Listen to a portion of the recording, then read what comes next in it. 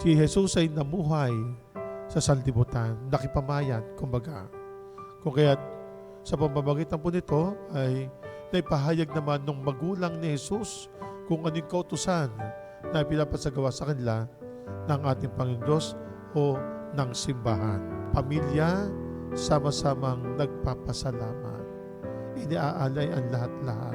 Ano mang nangyari sa kanilang buhay, mabuti man o masama, ito ay iniaalay nila sa ating Panginoong Diyos sa pamamagitan ng pagdalo ng banal na misa. Pagsunod sa utusan ng inang simbahan. Dahil ang pagsunod natin sa mga gawain ito, batas man o ginawa ng tao patungkol sa kabutihan ng sanlibutan, ay nagtutulak sa bawat isa na tao na ikaw ay isang tapat na tapaglingkod o nilalang ng ating Panginoon Diyos.